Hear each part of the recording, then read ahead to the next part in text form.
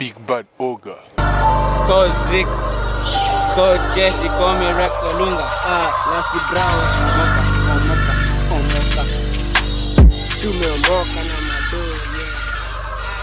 Bura nimeomoka. Spain ustenge. Stambi lawama. Yeah. Lawama simi. When you chase women, you lose money. When you chase money, you gain women. Good, chase that money, man. Say. Lawama simi.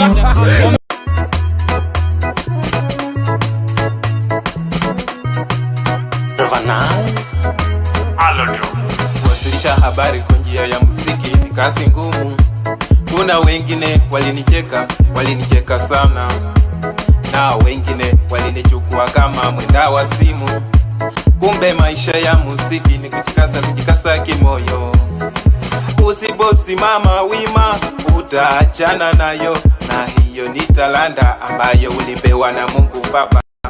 Na majaribu ni mengi sana ndipo itwe msanii. Msishangae nikitwa driver nice, mkadhani ni mchezo. Nilitembea Kenya mzima na kuchapisha jina langu kwenye vioo. Ndio maana hivi leo mwantambua kama driver nice. Wasanii tujikase na muziki, tujikase sana. Wasanii tujikase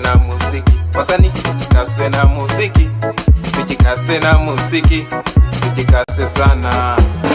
Lakini wazazi wangu, baba yangu na mama yangu, dada zangu na ndugu zangu hawakujua kama wamejaliwa na msanii katika familia yao. Walikuja kugundua wakati wa mapumziko, walipokuwa wametoka shambani wakipumzikia sebuleni. Wakinitazama kwenye runinga, walinifananisha sura yangu na ile ya runinga. Kama mtoto nilikimya sana, si eti nilikosa la kunena.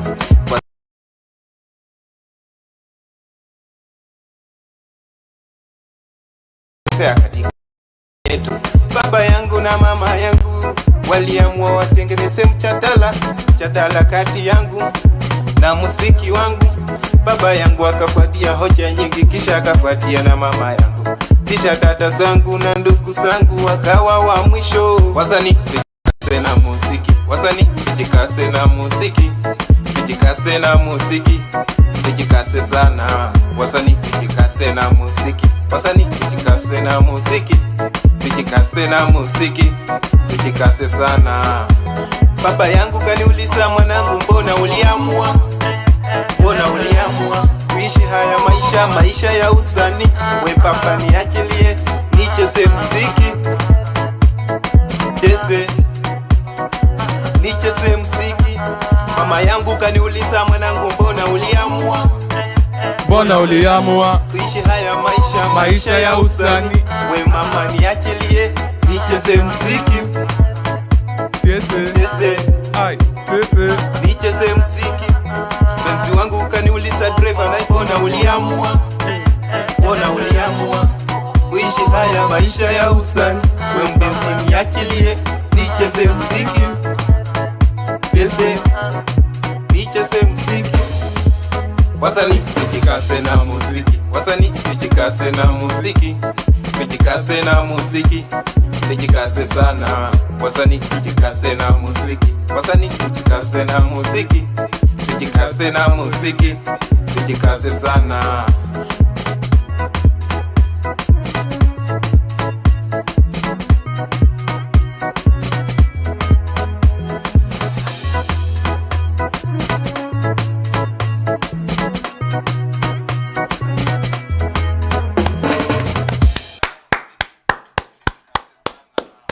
Napenda Trevor.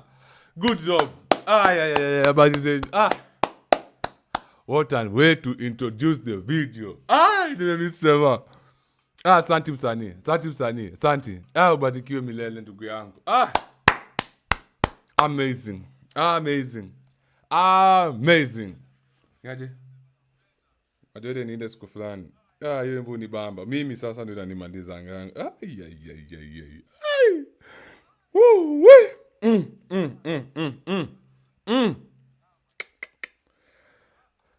Niwe tu niko na show. Ningekuwa sina show, ningerudia ngoma mara nyingine.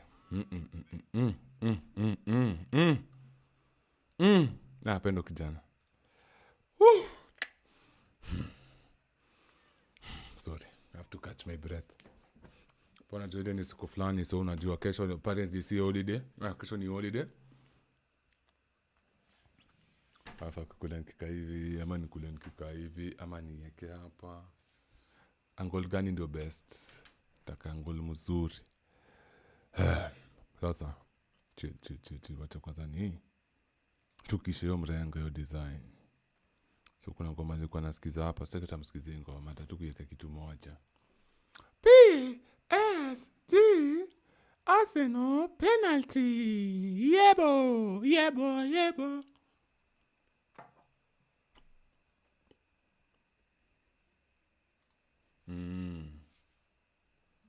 Oh, mwezi niona tu nimeka kitu hapa, poleni. Aya.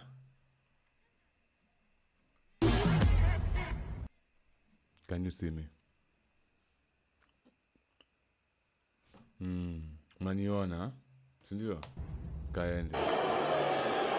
Wewe, inyango gani?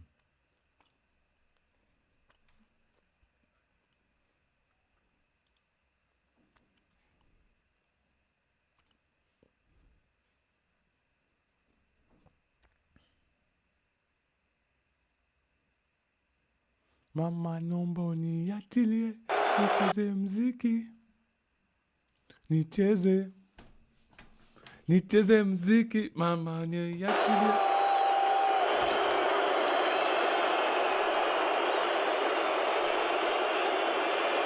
Kitu.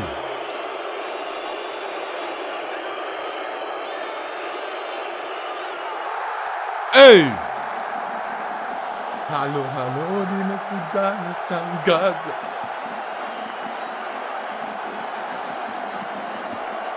Bado hajampichi Rucho, bado ni prezo weru.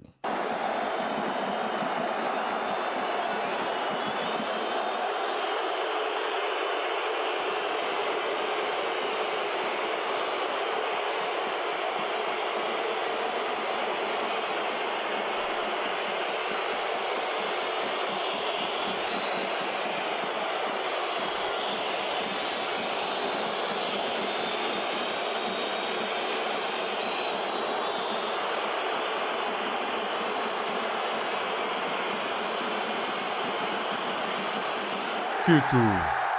What a game.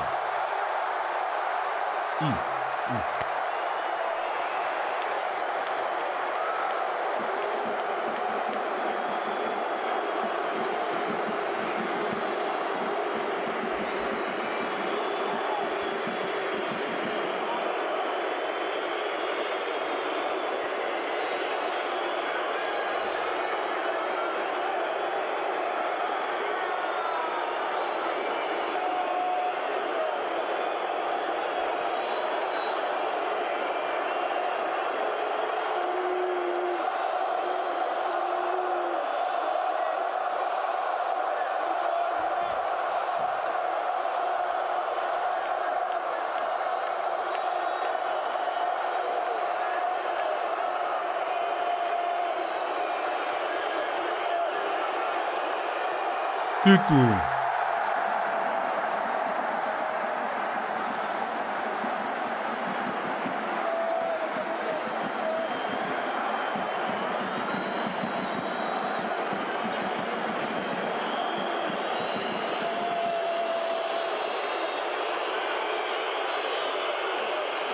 Ni kweli, pele na konga 50-50. You never know will score. Na mimi napendanga, kwanza game niliomba iende penalty shootout.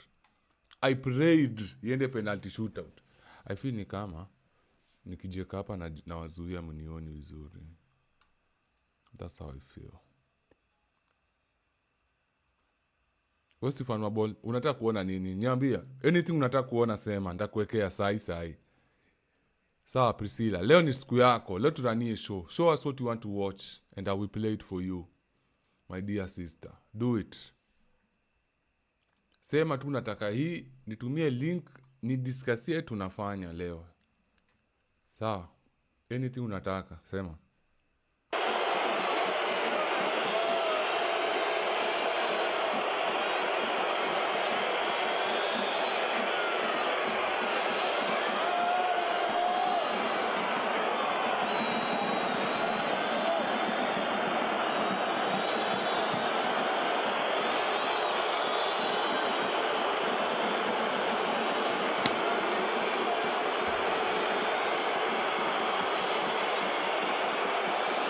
Ati uma nje.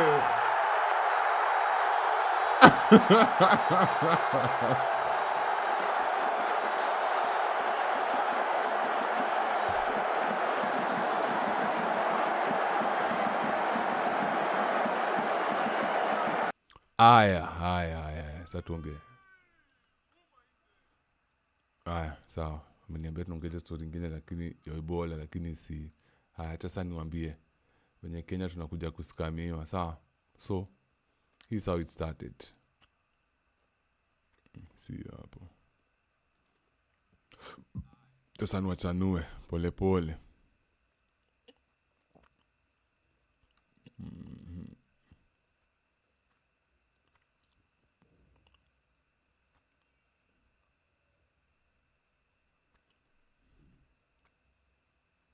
Sad story, though.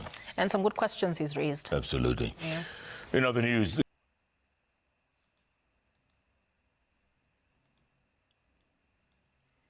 Haya, tuongee hii story. sad story, though. And some good questions he's raised. Absolutely. Yeah. In other news, the United States has launched a $71 million, that's the equivalent of 9.1 billion Kenya shillings, military airport runway infrastructure project at Kenya's Manda Bay Naval Base. A boost to regional security operations and a shift in Washington's posture towards East Africa. The Deputy Secretary of State, Christopher Landau, arrived aboard a U.S. Air Force C-130 to inaugurate construction of a new 3-kilometer runway capable of handling heavy aircraft. With more is O'Day Francis from Manda Bay. You should ask your question. Why would they build an airport to handle heavy aircraft? Heavy aircraft. Heavy aircraft. Shikanisha kitu. Heavy aircraft. What could they want to carry that is heavy in these aircrafts? We'll get back to that. For now, skizeni kwanza hapa. It began with the arrival of a U.S. Air Force C-130 aircraft carrying Deputy Secretary of State Christopher Landau. The aircraft flying in from Djibouti touched down at Manda Bay to launch construction of a new runway. The expansion transforms Manda Bay into a strategic American operations hub in the region, situated near Somalia. We have to show those who would attack us that we are resolved to defend ourselves. Who are these people? Why would they want to attack us? You have to listen to these things. Allegedly, they are saying Al-Shabaab not to attack. Al-Shabaab not to attack. Bro. And so that is what this outpost really represents. It is a very tangible commitment to the common defense between the United States and Kenya. The current runway, built 33 years ago, is only 400 feet, about 1,300 meters long. With thin tarmac and extensive damage from potholes and weather, it can only support small propeller aircraft, helicopters and lightly loaded C-130. The new runway will stretch 10,000 feet, about 3,300 meters, with thicker pavement and modern drainage, and with the capacity to handle larger aircrafts. Kenya's Prime Cabinet Secretary Musalia Mudavadi and Defense Minister Soipan Tuya attended the ceremony, emphasizing that the project will remain a Kenyan initiative even after eventual U.S. departure. We have a borderline of about 1,000 kilometers. It's very porous. This is an asset supported by the Americans, working with the Kenyans, and the Americans will not uproot it and take it to another destination. It will continue to be an asset in this country, a piece of infrastructure for security and for supporting the economy. General Dagvin Anderson is the 7th commander of U.S. African Command AFRICOM, recounts how Manda Bay has long been flashpoint in regional security. In 2016, Camp Simba, part of the base, was attacked by terrorists from Somalia. The terrorists continued to attack, as Kenya knows well, from Westgate, Garissa, Tuchill Tu. But then for me, another personal one was right here at this location 6 years ago this month, on the 5th of January, when Al-Shabaab did a daylight morning attack against our combined forces. 3 Americans were killed that day, 7 aircraft burned to the ground. It was not a good day. For America, the project underscores a Nani anakumbuka usiku? Who remembers that day? Mimi sikumbuki usiku, sijui ilikuwa which year. Variation of US engagement in East Africa. For Nairobi, it represents a critical investment in defense infrastructure aimed at ensuring Kenya forces can sustain operations. Streaming a lag, sindio?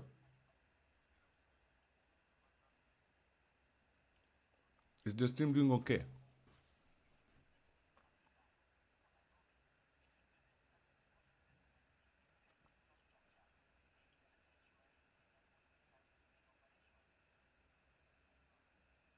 Streaming na hang, sindio? Imerudi poa?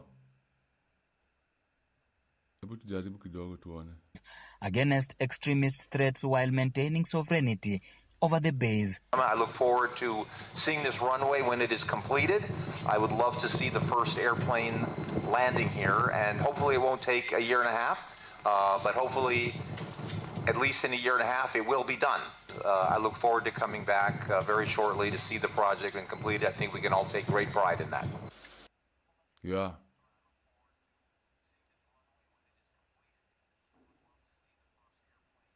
So hapo ndio ilianza step 1. Manda Bay, right? Tunaendelea tu pole pole. Let me show you. Lazima mjue. Yeah, ndio sasa ile video ilikuwa niwaoneshe. Mjue minerals zetu wanakujia. Shida ni country yetu iko na deni, tuko na madeni hata tuwezi fanya kitu na. We are also identifying key value addition centers across the country because we are carrying out we are doing a value addition and mineral processing policy so that we can reduce the amount of minerals that are exported. The mineral value addition and processing policy will help us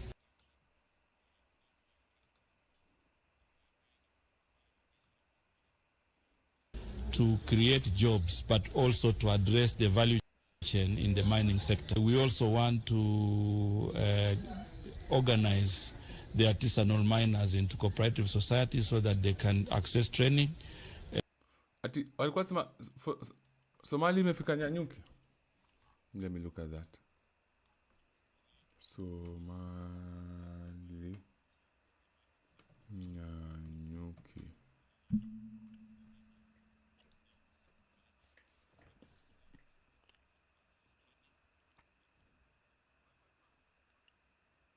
Walikuwa nasema hivyo wapi?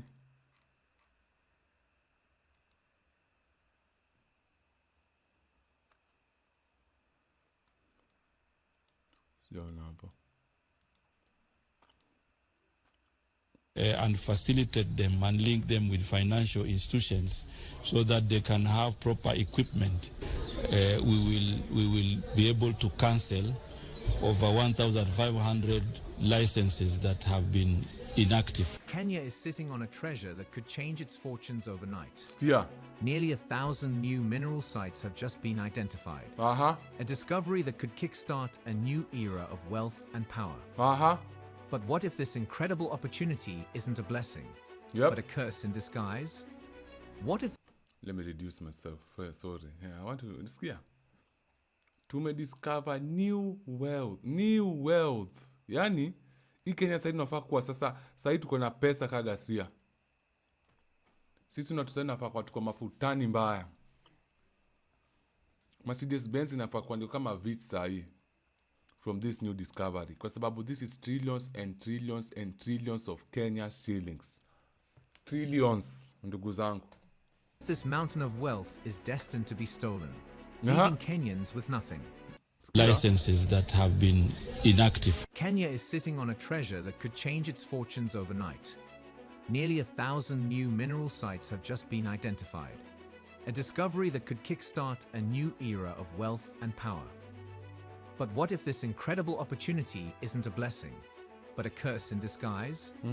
What if this mountain of wealth is destined to be stolen, leaving Kenyans with nothing? The history of resource wealth in Africa is too often written in tears.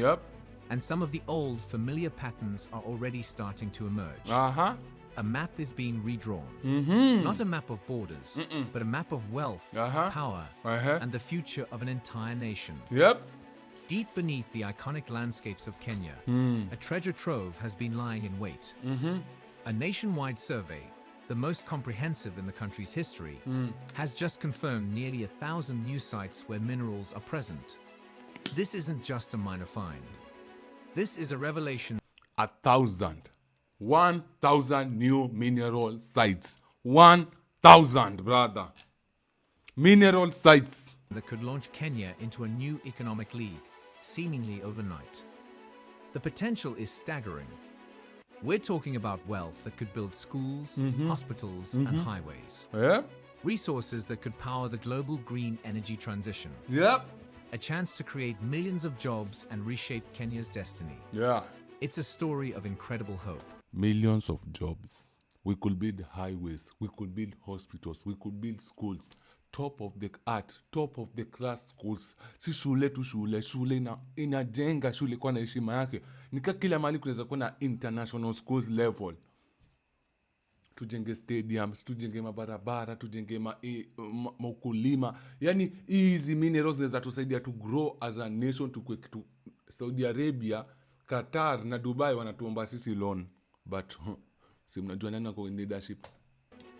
But this is Africa.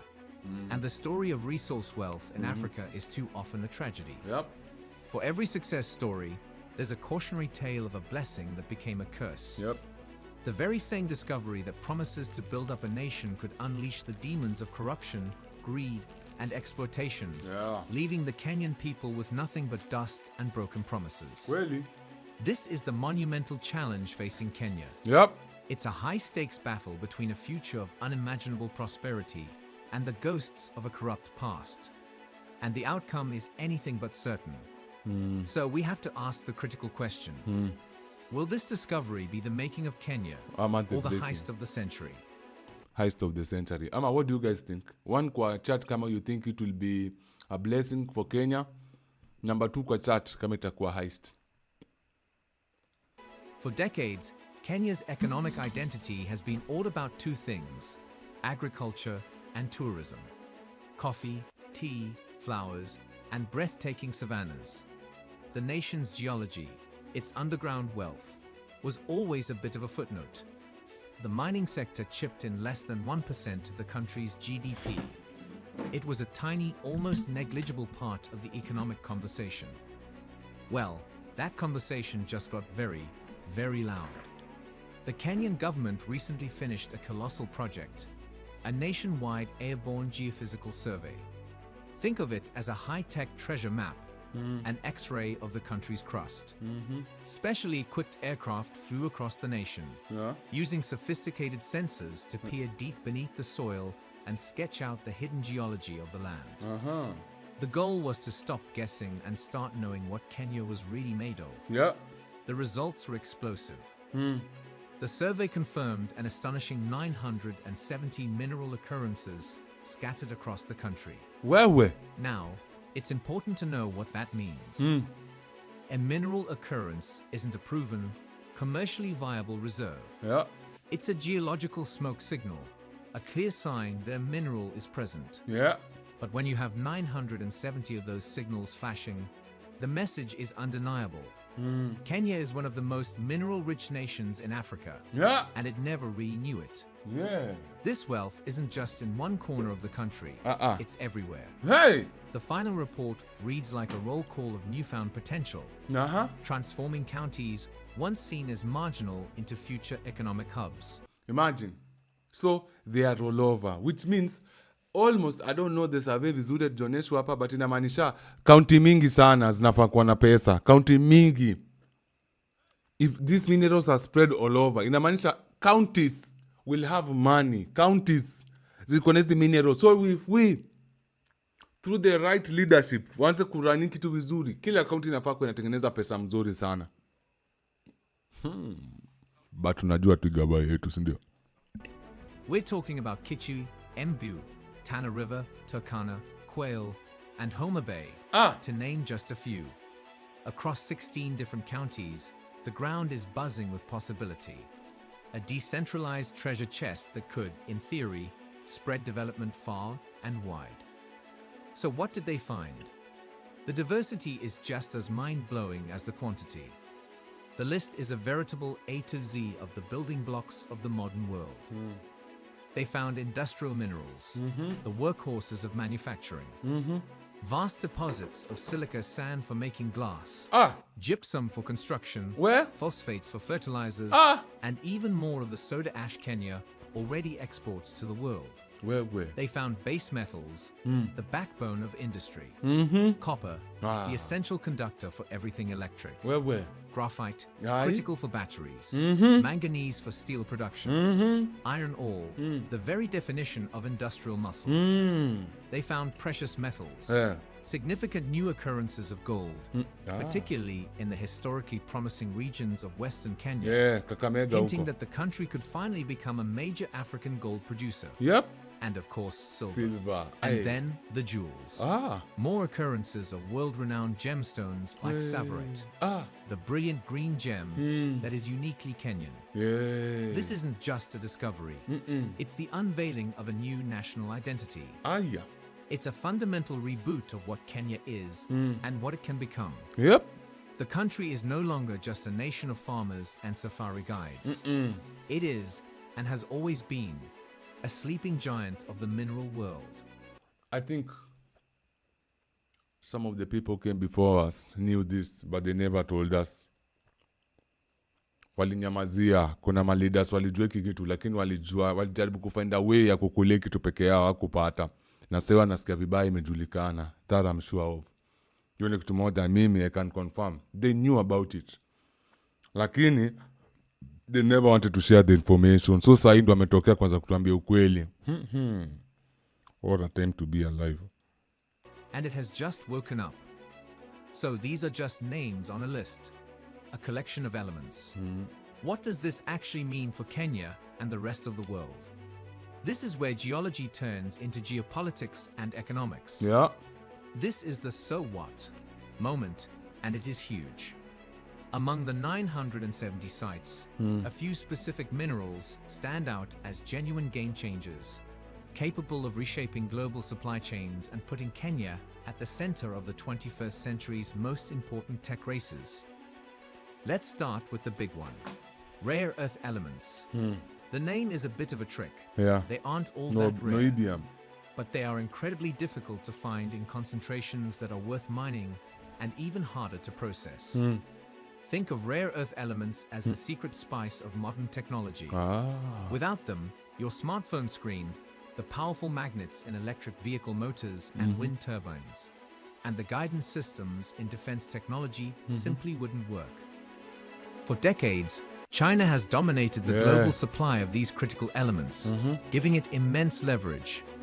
But the Kenyan survey confirmed a deposit that could challenge that dominance. At a place called Mrima Hill in Quail County, geologists have confirmed what appears to be a world-class concentration of rare earth elements and another critical element, niobium. While early estimates of its value have been debated, its potential is undeniable, with some sources suggesting a value in the tens of billions of dollars and ranking 10 of billions of dollars. So imagine sasa ukiconvert hizo billions of dollars into Kenya shillings. Do you think watoto wetu watalipa school fees? Do you think hospitali tutawalipishwa? Never. Making it as one of the most significant rare earth element deposits in the world.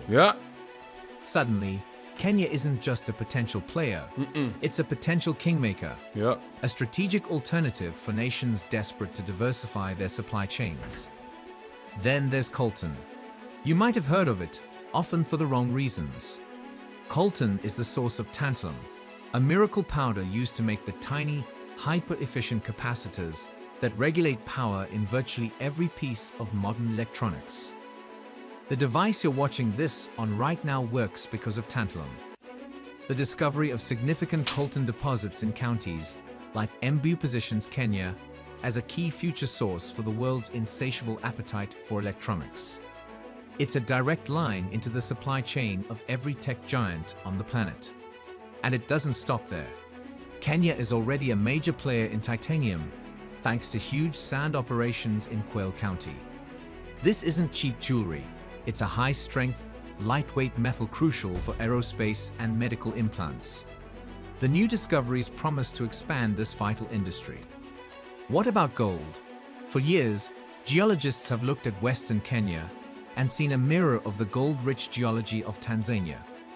The survey confirmed that this region is laced with underexplored gold deposits. This could trigger a new, modern gold rush, turning Kenya into a major force in the African gold market. Perhaps South Africa. Most timely of all are the green minerals. The survey identified significant deposits of copper, nickel, cobalt, and graphite. These four are the cornerstones of the green energy transition. You cannot build an electric car, a grid-scale battery, or wind farm without massive quantities of them. As the world scrambles to decarbonize, the demand is set to skyrocket. Kenya just found out it's sitting on a lottery ticket for the green revolution. Imagine. The economic vision this paints is transformative. So it means the future of the world lies in our hands. The future of the world lies in our hands as Kenya. Because Babu, we have so much of these resources that the world needs.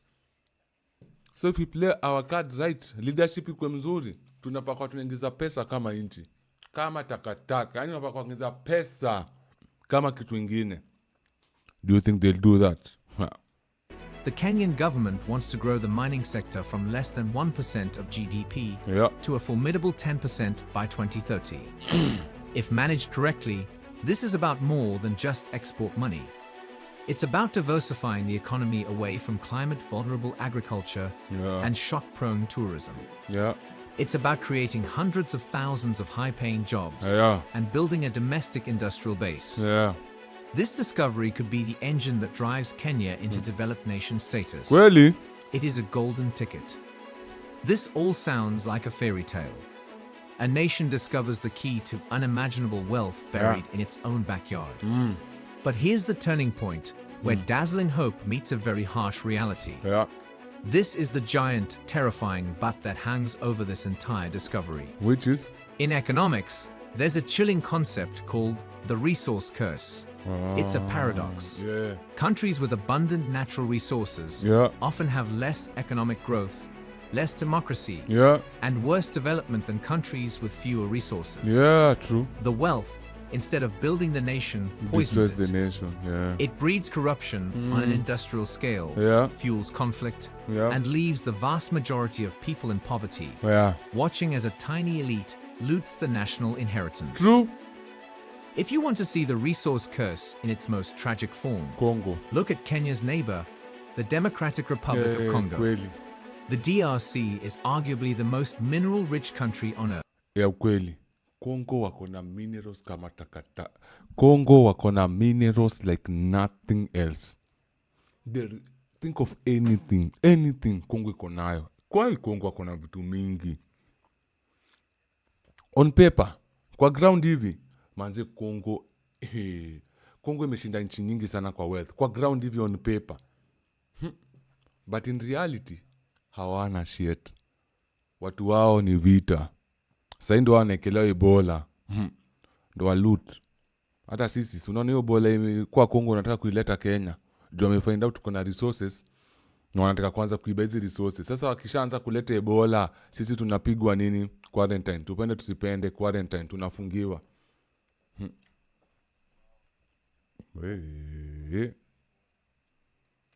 Boda, kumbuka, can you remember the last time Congo hakukuwa na vita? It has colossal reserves of the same minerals Kenya just found. Coltan, cobalt, copper, of the poorest. Its history is a nightmare of exploitation, from a brutal colonial regime to decades of kleptocratic dictatorships and devastating wars fueled by the scramble for its mineral wealth. The coltan in our phones and the cobalt in our electric cars have been called conflict minerals for a reason. The DRC is the ultimate cautionary tale. A stark warning that mineral wealth is no guarantee of prosperity. Really? And this isn't some distant problem. Kenya has its own ghosts, its own deeply troubling history of corruption that suggests it's terrifyingly vulnerable to repeating the same mistakes. Very. To understand the risk, we have to talk about the Goldenberg scandal. In the early 1990s, a company called Goldenberg International claimed it was exporting massive quantities of Kenyan gold and diamonds. The government paid them hundreds of millions of dollars in export subsidies. The problem? It was almost all a lie. Kenya produced negligible gold at the time and no diamonds. The entire scheme was an elaborate fraud to siphon money from the state treasury into the pockets of the company's owners and their powerful political allies. And guess how many of them are in prison? Take a wild guess how many of those people who are found in this Goldenberg corruption are in prison right now. The final cost to the Kenyan taxpayer was estimated at between $600 million and $2.6 billion. Billions in today's money. And the outcome? Almost no significant convictions. The masterminds walked free. Told you, all of them walked free because they bribed the judiciary, they bribed the judges, bribed the law, the police, they bribed their way to freedom. Asi tunasafa. Na hii ni early 2000s. Sasa unadhani hizo early 2000s, say 2026, kuna tofauti? Hakuna tofauti. Kwa sasa hii is prevalent. Right now they don't even hide it anymore. Wanaonesha live. Tunawaibia na tutawapiga na hakuna kitu mtafanya. Goldenberg became a symbol of impunity. You could steal from the Kenyan people on a massive scale and get away with it. You might think that's ancient history, but the pattern continues. In recent years, Kenya has become a notorious hub for international gold scams. This, among other issues, led the Financial Action Task Force, the global money laundering watchdog, to place Kenya on its grey list in early 2024. A status that was reaffirmed in June 2025. It's a signal to the world that the country isn't doing enough to combat illicit financial flows. Really? This history is a symptom of a deeper rot. According to official estimates, Kenya loses a staggering amount of its budget.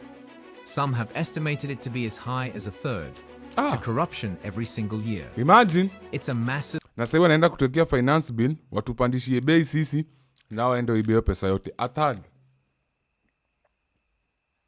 Can you imagine a third? A third of the money ya budget inaibwa. A third of the money ya budget inaibwa. Tujakasirika enough. Parasitic corruption tax that bleeds the nation dry. And we can already see how this systemic weakness threatens the new mineral discovery. Take the law on royalty sharing.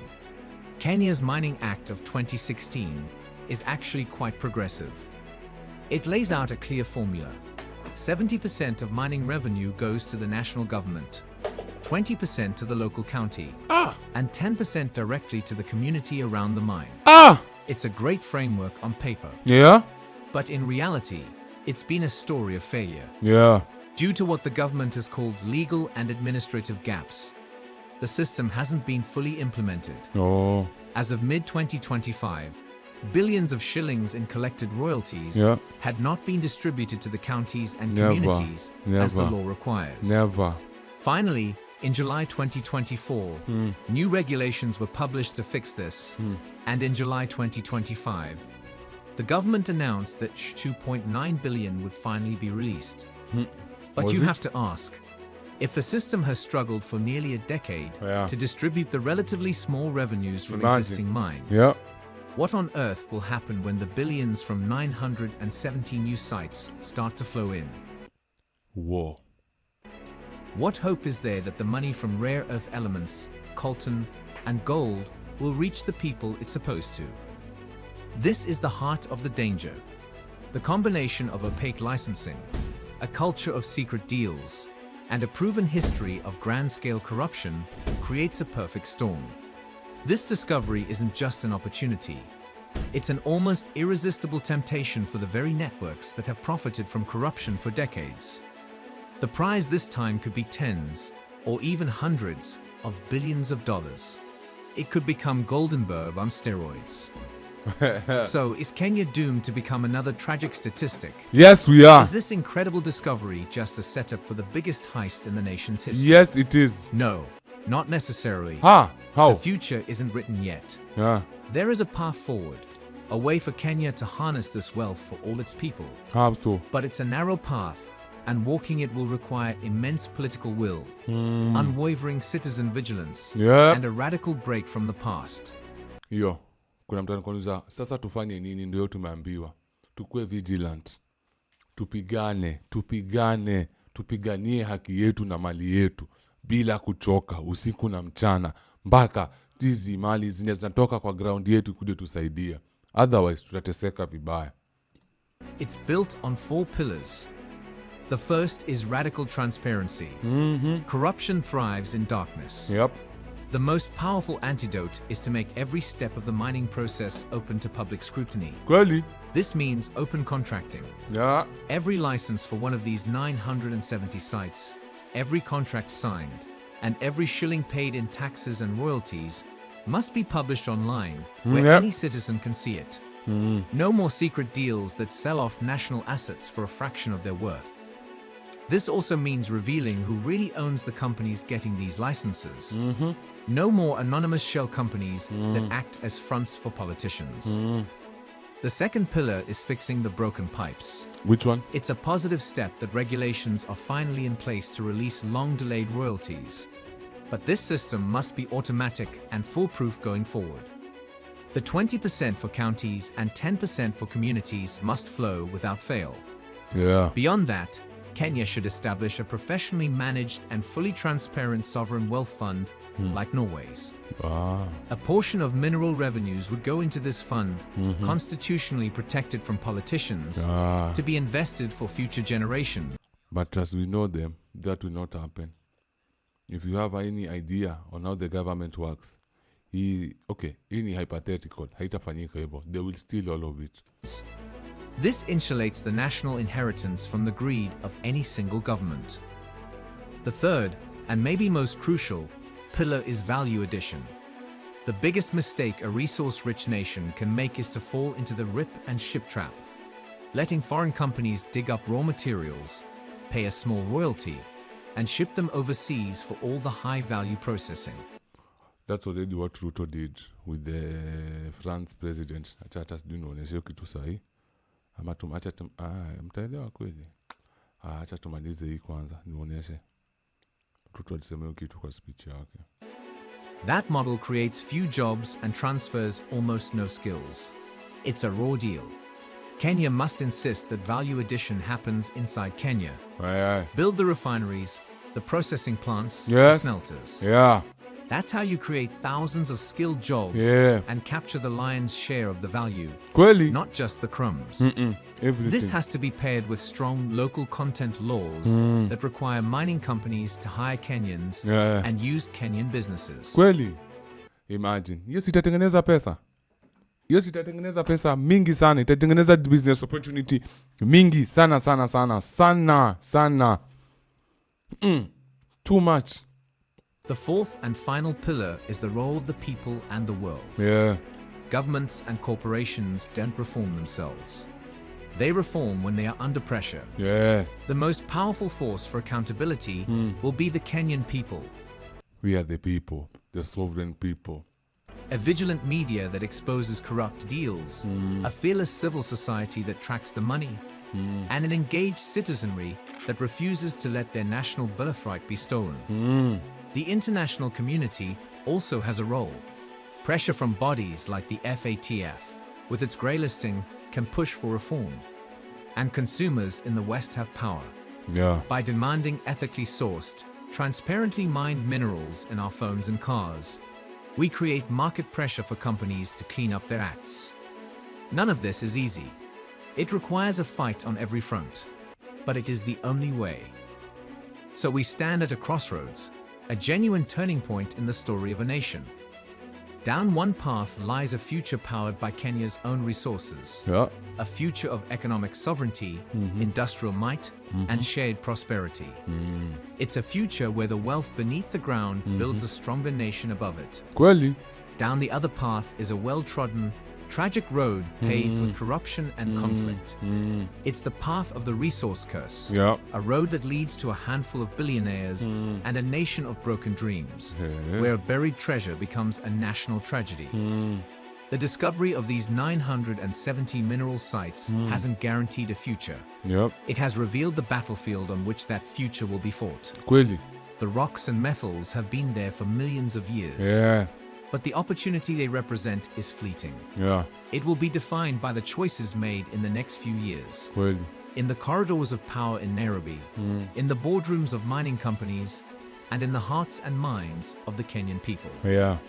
This isn't just a Kenyan story, it's a global one. Kweli. It's about how we, as a planet, will get the materials that build our modern world. It's about whether that process will empower or exploit the nations where those resources are found. If you believe this story needs to be heard, and that awareness is the first step toward accountability, please share this. Well, thank you. We've already shared it. We made sure we played. Mimi tuachezea hiyo story venye kunaenda. Na at least ameelezea the stones zenye ziko pale and how we can make money from it. Simeelewa?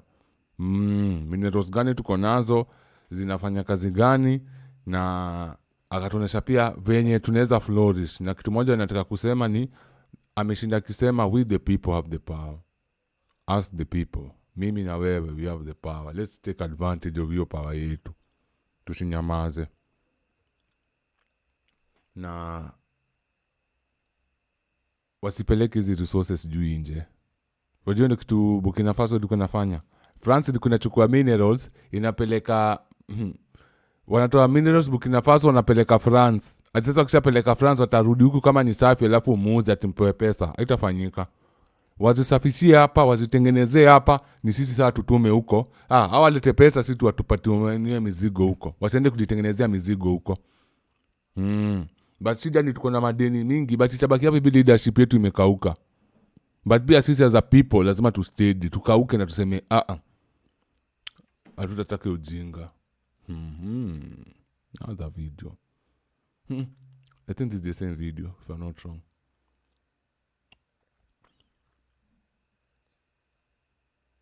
Our country. Yeah, same video. There's this news reporter ndio huyu hapa.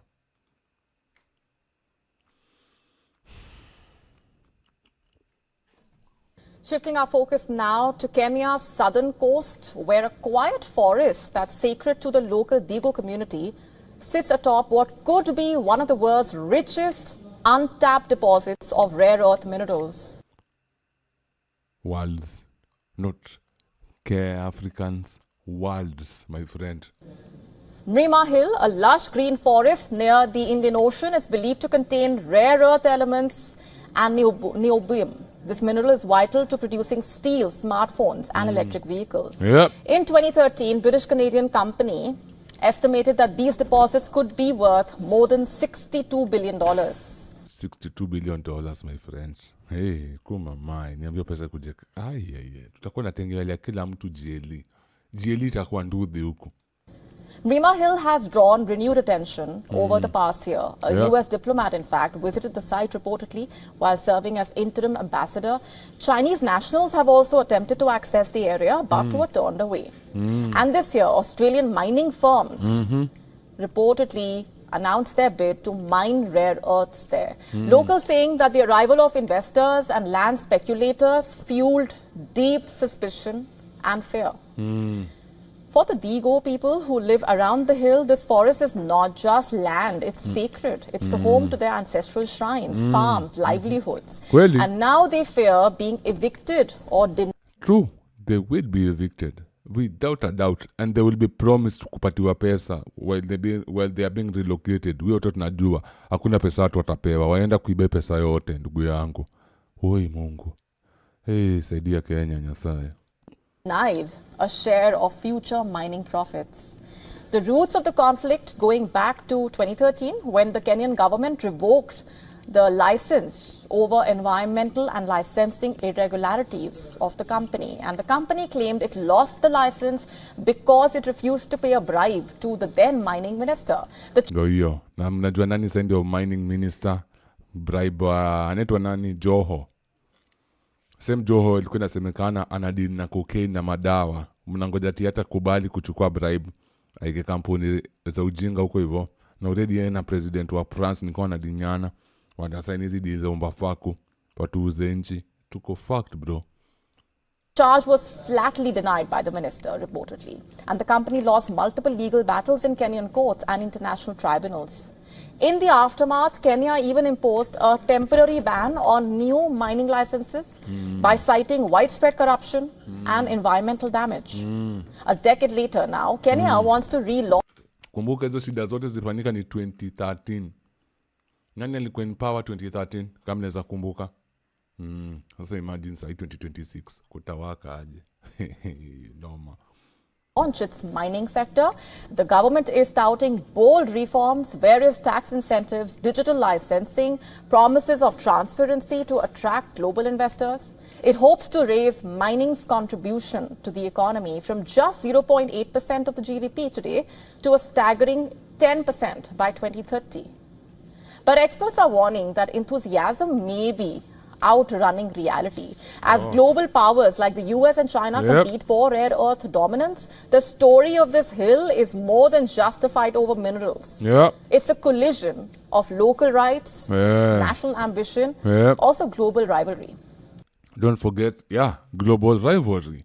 China na US wakianza kuvurugana juu hizi minerals. Nadhani nani wataumia? Ni nani? Ni sisi. China atakuwa na tu supply na mabunduki na magrenade huku. USA pia na supply China pia hao pande wana supply vitu zao huko hivyo pande nyingine. Mnanipata? Hii pande nyingine mnaambiwa ile pande nyingine ni wabaya ndeni mwapige. Hii pande nyingine pia mnaambiwa ile ni wabaya ndeni mwapige. Mimi na wewe tunapigana. Kumbe hatujui sisi tunauana ndio hao wajinga wachukue mali zetu. France ndio hiyo amekuja. Na France waliweka pesa kubwa. Wacha tuendelee hii video polepole.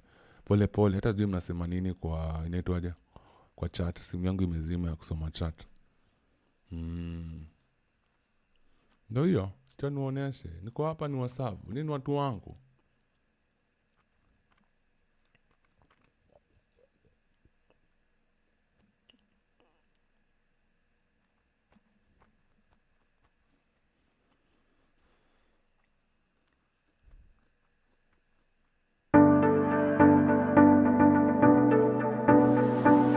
On Kenya's southern coast, where ancient forests meet the vast Indian Ocean, lies a quiet hill with a global story to tell. This is Mlima Hill. At first glance, it is unassuming, lush, green and still, but beneath its surface lies a convergence of geology, culture and geopolitics, powerful enough to shape the future of global industries. Global industry, not Kenyan industry, not African industry, global.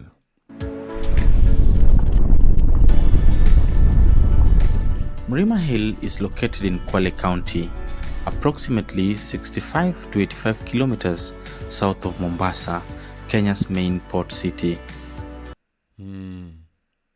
By now you guys get the point. I don't wanna shindani mwavonane nishizi video kila saa. Mmeshapata point. Kuna gold manini si nafaa kwa nakulia. Sawa. Kuna vile natafu. Ndio hii sasa kitu tulikuwa nauliza. Hii ndio video nilikuwa nataka kuonesha. Ndio na mtu anakuja na mwaga 21 billion euros France. Whether ni 21 billion. 27 Adia. Whether ni France ni wajinga. Walifukuzwa Burkina Faso. God for Mungu akawabariki wakapata Kenya iko na opportunity ya do. Wadhani wataacha wanakuja na fujo. $1 billion. That is the number France wants you to remember from last week. Ndio hiyo 27 billion euros. You think these people are stupid? Anajua italeta matrilioni na matrilioni ya pesa. Brother yangu, ndugu yangu, sister yangu, elewa game venye inafanywa. Hii ndio kenye wanafanya hii. Emmanuel Macron stood in Nairobi, flanked by more than 30 African heads of state. and announced a massive investment package for the continent. Partnership of equals. That's what he called it. A new France, forward-looking, entirely free of hang-ups about the past. Every major outlet ran the number, but almost none of them connected what was sitting right next to it. You see, 2 months before the summit, 3 French warships docked in Mombasa. Yeah, I remember, and I told you guys here, we discussed this thing on a live stream here. They said they were coming to train the Kenyan Navy. They were coming to equip and show the Kenyan Navy's war tactics. Tomba hiyo, sisi wajinga. Carrying more than 800 military personnel. Back in Paris, France has slashed its own aid budget 3 times since 2023, cutting it by nearly 40%. And that $27 billion, most of it isn't even government money. It is private sector pledges from French and African corporations with no binding commitment to deliver. So, what is really going on? This is the story of what France really wants from Africa and why it is in Kenya to get it.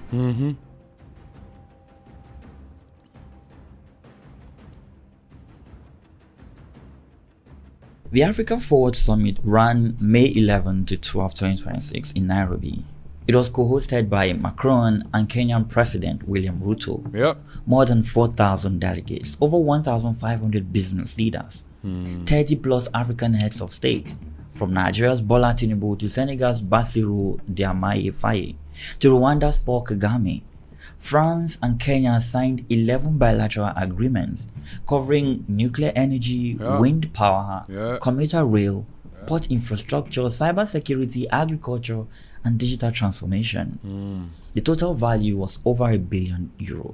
The biggest single deal saw French shipping giant CMA CGM committed €700 million to modernize 2 terminals at the port of Mombasa, one of East Africa's busiest trade gateways. And the language coming. Mbona weke port of Mombasa? So wanaeka kwa port of Mombasa because they know deep down kwa nini nitwaje yo Mlima Hills. Mlitwa nini? Mlima Hills ziko coastal side of Kenya. Port ndio hapo karibu. Ukiona renovate port ni kwa sababu wanajitayarisha wakianza kutransport ni kupeleka tu pale na zinaenda. Ina make sense? Ndio maana wanasaidia kutengeneza port. Hawatusaidii kutengeneza port for our own good. No, they are making sure when we start transporting, tukianza kusafirisha mizigo, it is easy access. Ni kupandisha tukienda. Sisi tunadhani ati watu wanakuja kutusaidia. Hawawezi tusaidia. Hawajai kuja hizo miaka zote, wamekuja tu sahi.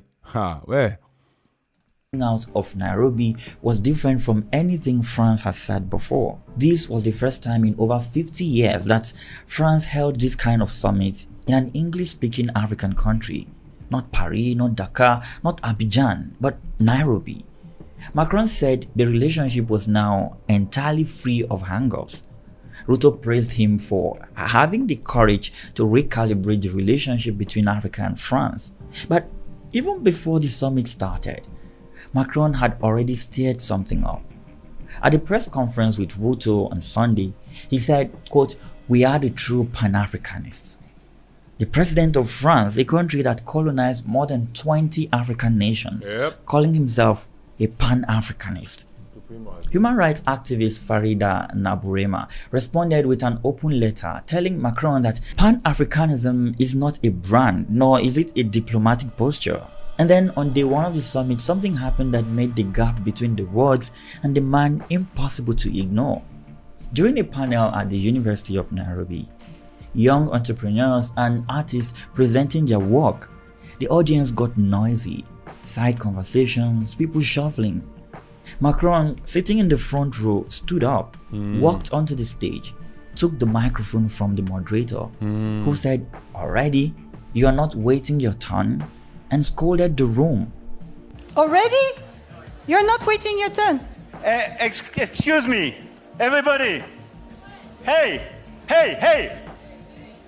I'm sorry, guys, but it's impossible to speak about culture, to have people like that super inspired coming here, making a speech with such a noise. So this is a total lack of respect. Quote, total lack of respect, he said. The video went everywhere. Okay, yeah, I understand feelings zake hapo. His feelings are valid kwa sababu katu anapiga kelele hakuna kitu chafanyika hapo. So understand kenye anasema hapo. And for millions of Africans watching online, it didn't look like a partnership of equals. This looked like a man who was used to being in charge, stepping on stage in someone else's house. That is the version of the story you've probably seen. A big summit, billions pledged, some awkward moments. But to understand why Macron was even in Kenya, why now, why Nairobi, why an English-speaking country for the first time in half a century? It's because of Mlima Hills. It is because of Mlima Hills. See, I think walisha arestiwa, waliachilia. Hawa wazungu wakiingia watachimba madini za 600 years next generation mwachie. Aldi maribio ni kweli. Siku hizi western countries wamesota wakiingia wakiingia watajiiba hadi wafike shetani na mbaya wataiba yao yote. Make kamera na sijaichagua poleni. Haya tuendelee. You need to see what France actually lost. 5 years ago, France had 10,000 soldiers stationed across Africa. Bases in Mali, Burkina Faso, Niger, Chad, Senegal, and Ivory Coast. Operation Barkhane, with 5,000 troops fighting jihadis across the Sahel, was the centerpiece. France's military footprint in Africa was the largest of any former colonial power. And then it all fell apart, country by country. Mali, a military government, had seized power in 2020. Relations with Paris collapsed. In February 2022, Macron announced a full withdrawal after the French were sent packing. By August 15th, the last French soldiers crossed the border into Niger. And then Burkina Faso, another coup, September 2022. Yeah. By January 2023, the new military government gave France 1 month to leave. Yeah. France recalled its ambassador. The troops were gone within weeks. Then we move over to Niger. The coup on July 26, 2023 changed everything. Yeah. 1,500 French soldiers and pilots were sent out by December. What would you Days later, France closed its embassy. 3 countries in 16 months. Yeah. And all 3 formed the Alliance of Sahel States. Yeah. A mutual defense pact. Yeah. All 3 left ECOWAS. All 3. You should ask yourself, what do these 3 countries have in common that France had to set its military pale? Sidiliwambia. Already washaanza kuleta wanajeshi wao 800 allegedly coast. USA pia ndio wanaanza ku strengthen base yao huko hivyo Laikipia. Already wanaanza ku set up hawa watu. Kidogo mtu wa China pia ameleta watu wao hapa. Pole tu. Utasikia Chinese sijui wanaanza kutrain. Kumbe wanajiposition mapema. Kakinuka kakismell. Wata make sure at least wako ready. Walifika mapema. Turned to Russia, but France still had 2 anchors in the region. Chad, where its last Sahel base sat at Ajikosi, and Senegal, its oldest and most loyal ally in West Africa. In late 2024, both of them said the same thing. Chad demanded France leave by January 2025. The Ajikosi base, France's last foothold in the Sahel, was handed over. And then Senegal, President Bassirou Diomaye Faye, a young leader elected on the promise of sovereignty, told France to close every base in the country. On July 17, 2025, France handed over Camp Gayle, its largest base in Senegal, and its airfield at Dakar's airport. 350 soldiers backed up and left. And with that, France had no permanent military presence left in West Africa or the Sahel. The only significant base remaining on the continent is Djibouti, a small country on the Horn of Africa with about 1,500 French troops. A skeleton force remained in Gabon. Everything else was gone. In 5 years, France went from 10,000 soldiers across Africa to the margins. And in every case, the African side set the terms. And then 3 months after the last French soldiers left Senegal, France signed a defense agreement. This time with Kenya. October 20. Fuck over here, man. Kenya mnatupima. 2025. Kenya's Defense Minister Soipan Tuya and France's ambassador signed the Kenya-France Defense Cooperation Agreement. Yeah. It covered training, joint exercises, intelligence sharing, and maritime security. But buried in the agreement were two details that tell a bigger story. Which one? First, French forces operating in Kenya would receive diplomatic-style immunity. Disputes wouldn't go through Kenyan courts. They'd be handled through diplomatic channels. Kenya's parliamentary defense chair denied this amounted to blanket immunity, but the which means when they start defending Neo Mlima Hills, wakianza kupigania Neo Mlima Hills, none of them watapelekwa koti zetu, none of them watafanyiwa kitu yote. Literally they can do anything and everything. They could even decide kuiba hiyo minerals yote ya Neo Mlima Hills wakiamua, na hakuna kitu tafanyikia kwa sababu wako na immunity. Nyinyi mnaniambia hiki kitu ni serious watu wangu. Hiki kitu si jokes.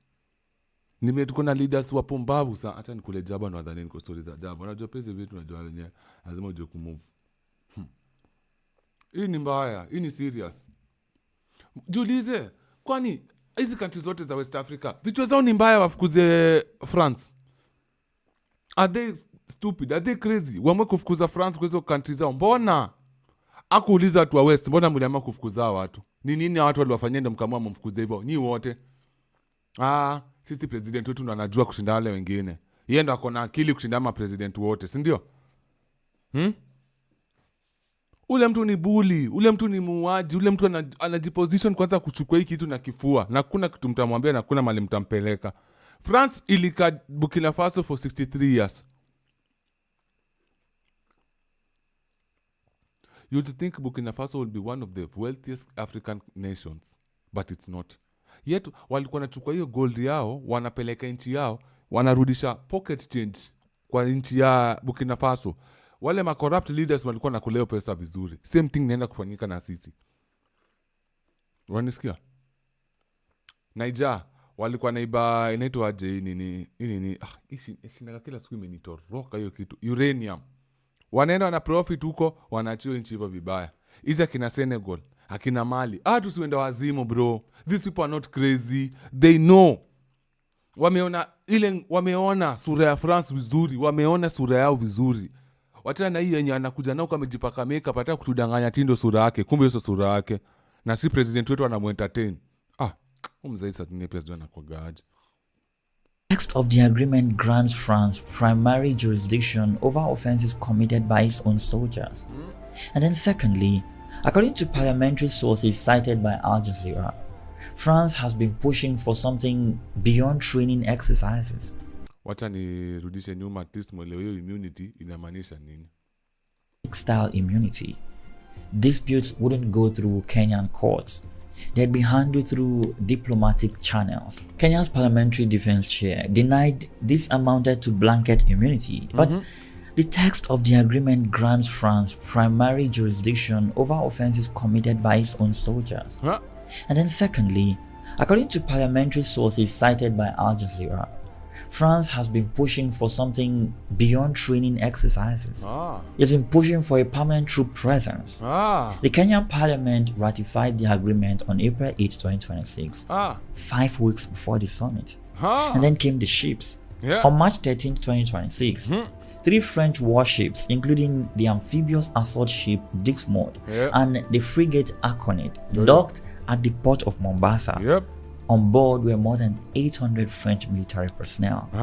The French embassy called it the Jeanne d'Arc mission, a scheduled training deployment.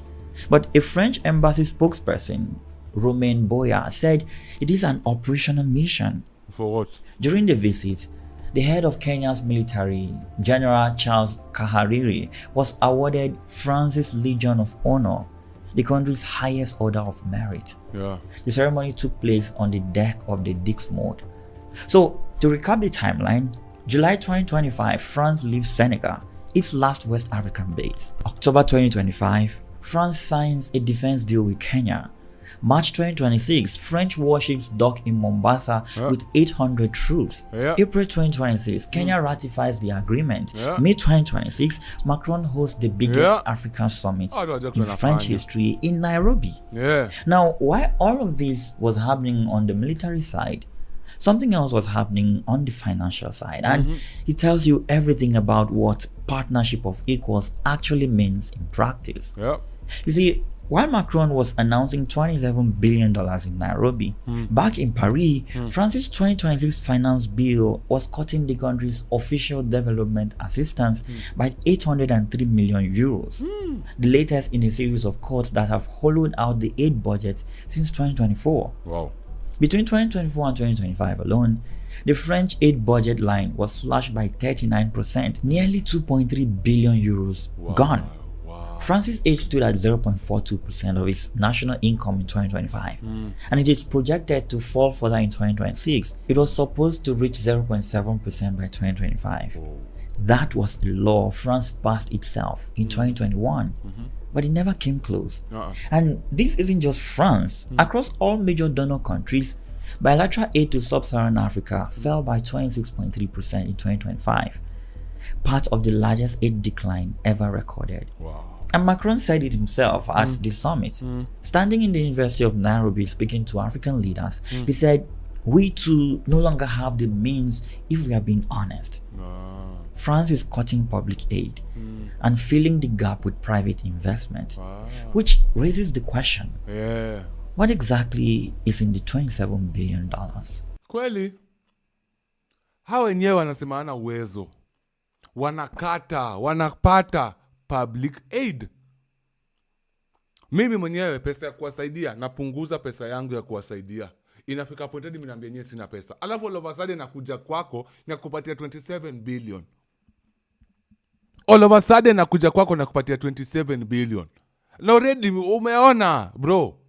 Nimekata expenses zangu, ikafika point yenyewe mimi sina kuwasaidia. Sina. Hii 27 billion ilitoka wapi?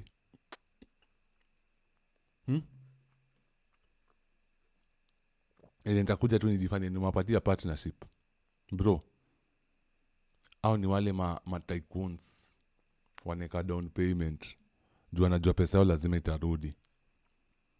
Na already ujua amesign deals na French military ambapo any crime watacommit, any wako na immunity. Mungu wangu. So ni ile nitakuja nichukue na niwalalishe chini ni wote na kuna mali mkanipeleka. Fuck. The number is actually 23 billion euros, roughly $27 billion. When you break it open, you have 14 billion euros, which comes from French companies and French public investment funds. Nipigie hesabu. 23 billion euros, ipige in Kenya shillings. Usipige in Kenya shillings kwa sababu hii 23 billion euros, haikuwa ya Kenya peke yake, ilikuwa ya the whole of so-called African countries. Sindio? Na udio French inado. Hii pesa walitoa wapi? Ni kubaya. 9 billion euros comes from African companies and business leaders.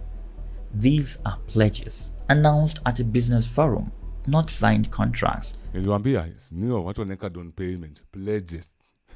Bro, tunaibi, tuko pabaya, ndugu zangu tuko pabaya. Tumerudi colonization.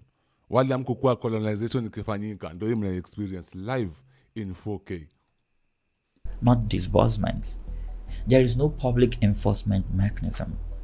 The biggest deal here is the CMA-CGM investment, which is 700 million euro, meant to modernize 2 terminals at the port of Mombasa. Now, CMA-CGM is the 3rd largest shipping company in the world, French-owned, based in Marseille. And when you look at it, ports aren't just transport anymore. In 2026, ports are geopolitical infrastructure, control over logistics corridors, ships, trade routes, energy security, and military access. A French shipping giant investing 700 million euros in Mombasa's terminals gives France a strategic foothold in one of East Africa's most important trade gateways. The other names at the table are Total Energies, one of the world's largest oil companies, we have Orange, France's Ijanguka. telecom giant, Yeah. already dominant across Francophone Africa. And then there is Meridiam, expanding the Kipito wind farm at $200 million.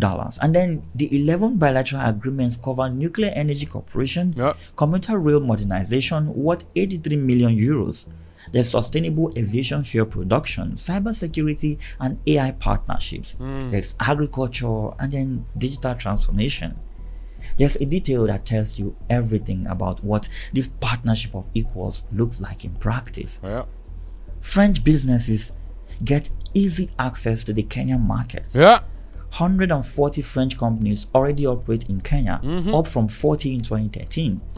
But Kenyan citizens, well, they don't get visa-free entry to France. Never. So stack it all up. France lost every base in West Africa. Yep. It is positioning military forces in Kenya with diplomatic immunity. Well. It is cutting public aid. It is replacing it with private investment, Yeah. dominated by French corporations. And the biggest deal gives a French company a dominant stake in Kenya's most important port. Yeah.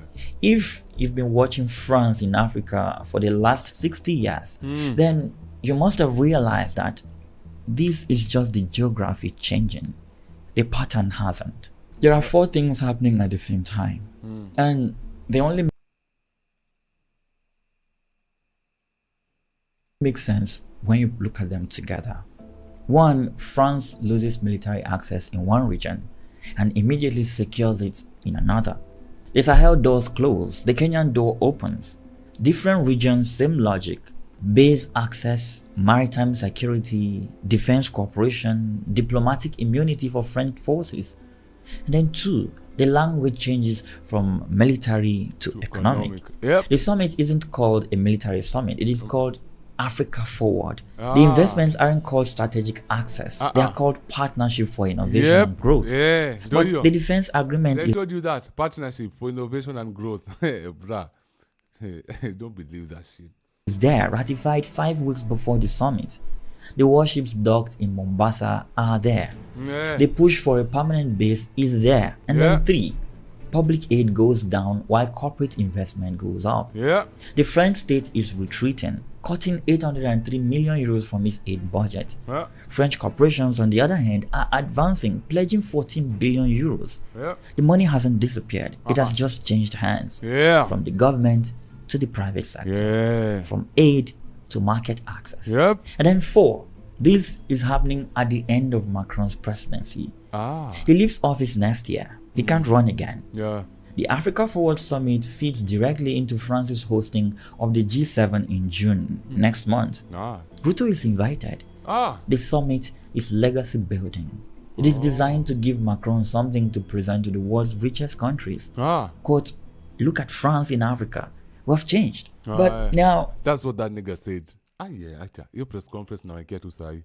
This analysis isn't the only way to read the story and is worth being honest about the other side. Kenya's economy needs capital. The port modernization, the wind farm, the commuter rail. These are real projects with real value. Ruto chose this partnership. He wasn't forced into it. Kenya already hosts US and UK military facilities. A French presence doesn't change the model, it only adds to it.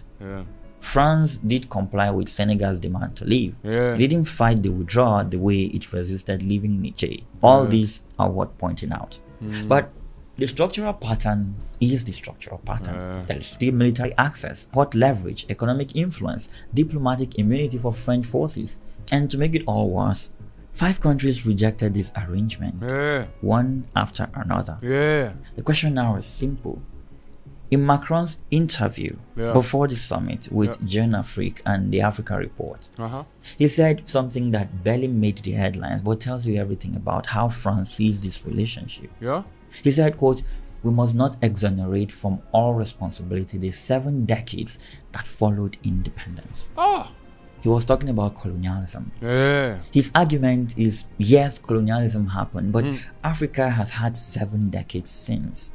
Skia. Are you guys listening? Tumekuwa na 7 decades since. Sasa swali yake ni, what have they done with their so-called freedom? Wameendelesha nchi? itabaki tumerudi si to take over kwa sababu tumeachia na wameshindwa kurun. The problem's now not all France's fault. He said this while announcing a defense deal that gives French soldiers immunity from Kenyan courts. And he said this all while cutting his own country's aid budget. All while his corporation secured access to Kenya's biggest port. Former Kenyan Deputy President Rigathi Gachagua, who has his own political reasons to attack Ruto, responded to the summit by calling it just a sideshow. He called Macron an accomplice and accused the government of using billions from Kenya's fuel levy fund to compensate French firms for a cancelled road project. Whether or not his claims hold up, the political space is already opening up for the anti-France argument in Kenya. The same way it opened in Mali, in Burkina Faso, in Niger, in Chad, and in Senegal. Now, Pigeni vita. Na kitu tutapigana vita ngapi ndugu zangu? Tutafight vita ngapi? Tuko na Ebola, tuko na ya USA, tendo ya France. Ndugu zangu, tutapigana gani tuache gani ya? Now, here's what to watch out for. In the coming weeks, we need to track the CMA CGM deal. If that 700 million euros for the port of Mombasa actually lands, France has a strategic anchor in one of East Africa's most important trade routes. That is the real prize from these summits, not the number, but the port. Then watch whether France establishes a permanent military base in Kenya. Parliamentary sources say they are already pushing for it. If that announcement comes, the France-Africa pattern isn't evolving, it's just relocating. And then watch the G7 next month in France. Ruto is invited. If the Africa Forward Summit pledges get recycled as G7 talking points, and some of them already are, then it tells you this was never about Africa's future. Of course. It was about Macron's. 5 countries asked France to leave. France didn't go home. It simply went to Kenya. The question now is, monkey branching. Does Kenya know what it just signed up for? I don't think they know. But thank God, sisi wenye tuko hapa kwa live stream tunajua. You guys are so lucky you have me. Thank you guys. Acha niweke hata nina M-Pesa. Mnataka ya buy goods ama niweke tu ya kawaida? My brothers, niweke buy goods ama ya namba? Mnataka ya buy goods? Acha niweke hapa mnisupport. Niko mbaya. At least me and you, we know what is going to happen. Tuanze kujiprepare. Because it's happening, whether we like it or not. And isn't it weird that someone else from another country is doing research for... Ikitu ni mbaya. Ni serious, Juliet. Ni serious. Ni serious sana. Ni serious sana. Sana. It's not even a joking matter. Not even a joking matter. Anajiposition. Ofala. Anajiseti. Ndo hata akisha retire bado atakuwa anaingiza pesa. Atakuwa anashindaga Kenya. Akijifanya ati amekuja sijui kuongelea ma discussion gake. By the way, hawa jeshi bado wako coast. Msidhani ati hawa jeshi walienda. Bado wako coast. Bado wako coast.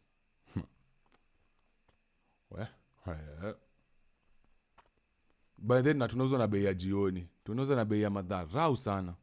Bei ya madharau kabisa. Ni gani hiyo?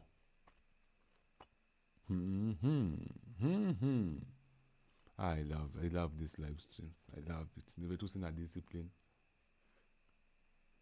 Sina discipline tunakula jaba, wengine wapenda. Our 2 countries today signed right here 11 instruments. France's President Macron arrived in Nairobi on Sunday evening. Love you, brother, but audio yako ni mbaya.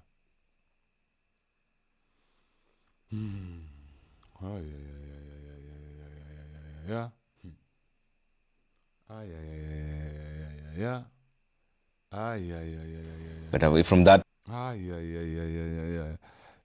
should we panic? Should we panic, my brothers and sisters? Should we panic? Naulize, tunafaa kupanic kama? Ini swali, tunafaa kupanic kama? Because this is very bad. Najua, nimefunga kitu kompo. This is very, very, very bad. And this is very serious. In case kuna mtu anadhani ni jokes, this is not a joke. This is serious.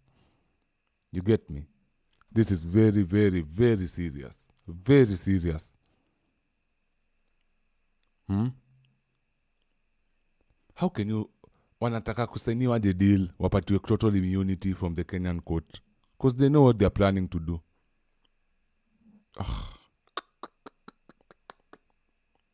Where? Now me I'll panic because not many people know this is happening. That's where I would panic from. Hapo ndo mimi naweza panikia kwa sababu watu wengi wamelalisha tu. Si watu wengi wako tu. Alikuwa amekasirika na BN. BN alienda kuperform. Hawajui kitu ilikuwa it's bigger than BN. To a certain extent it's even bigger than Ruto. Unanipata? Yeah. Tunaibiwa. Wanatuibia. Itu ni kubwa than Ruto, bro. Bigger than Ruto. Oh. My G. It's not a joke. Let me show you another video. Panic inaletwa na awareness. Kumbuka financial bill tulipanic na tukaangalia dipa. Sasa pia tunafaa ku panic juu ya story. Yeah, true. We should panic. Now imagine the thousands, no, the millions of people who don't know this is happening. Who don't know msea ameweka down payment. Na Masai walikuwa tu pale hapo wanamkaribisha. Instead of kukasirika amfukuze. Tutalia sisi walala hoi. Haya tumaone video nyingine. President William Ruto of Kenya and Emmanuel Macron of France yesterday witnessed the signing of 11 memoranda of understanding worth 150 billion shillings of projects in Kenya that President Ruto hopes will transform Kenya to a more developed country. Among the deals agreed on include how wamekuwa Burkina Faso haikukuwa modern country, wamekuwa Niger haikuwa modern, wamekuwa Mali haikuwa nini, wamekuwa Senegal haikuwa modern. Sisi ndio watafanya na sisi. Na ujue hizo nchi zote wanaongea French. Mind you, they are speaking French. So waki communicative, at least watu wanaelewana. Si ati wa speak French. Tunaongea Kizungu. the expansion of the port of Mombasa in the joint venture priced at 104 billion shillings. Even though the technical details are still unavailable, like financing model and the project timelines, some recent engagements between Kenya and French companies have left deals worth billions of shillings abandoned at a cost. Emmanuel Tu looks into the deals and how the French government is deepening its place in Kenya's economic and defense diplomacy.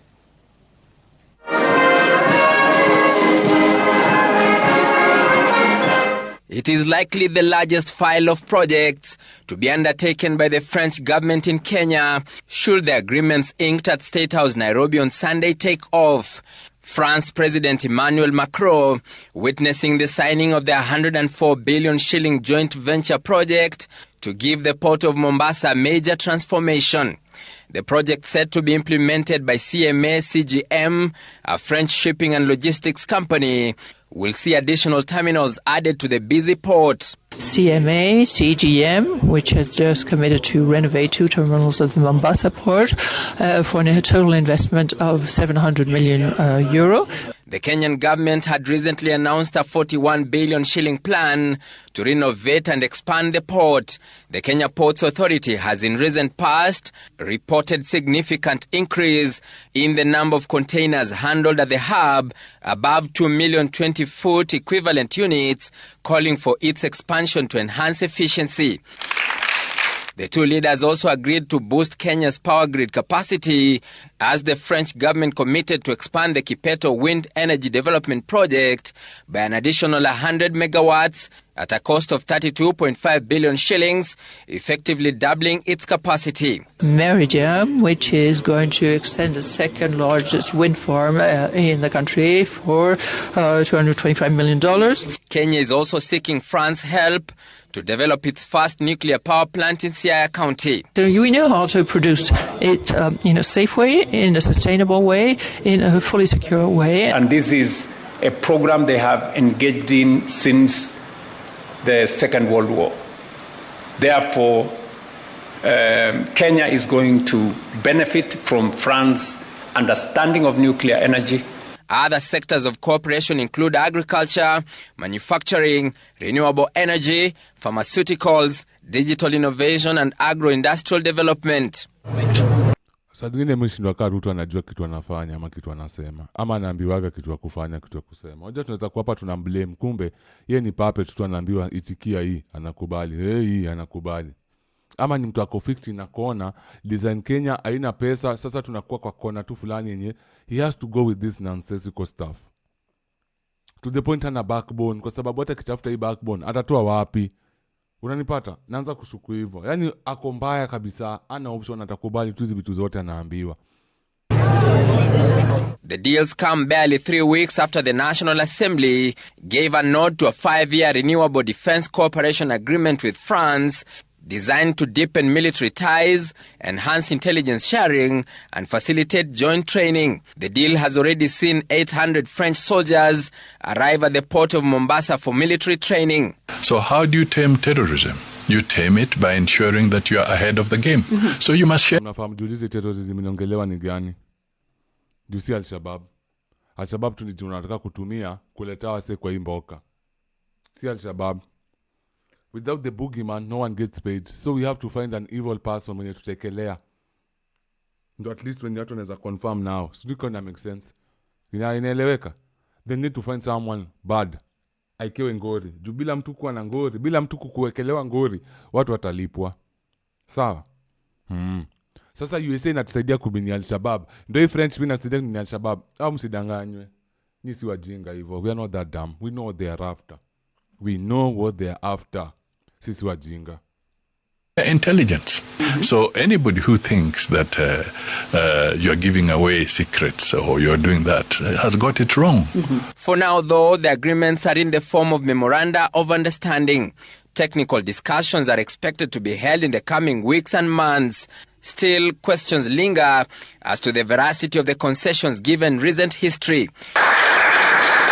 Until 2024, a French consortium had been engaged to build the Rironi-Nakuru-Mau Summit Road, but was cancelled by President Ruto's administration after 4 years of planning on claims of unsustainable costs.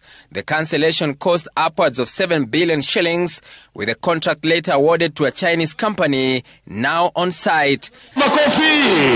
It remains to be seen how the new French deals will progress, with both Kenya and France facing presidential elections in 2027, when President Macron is expected to leave office.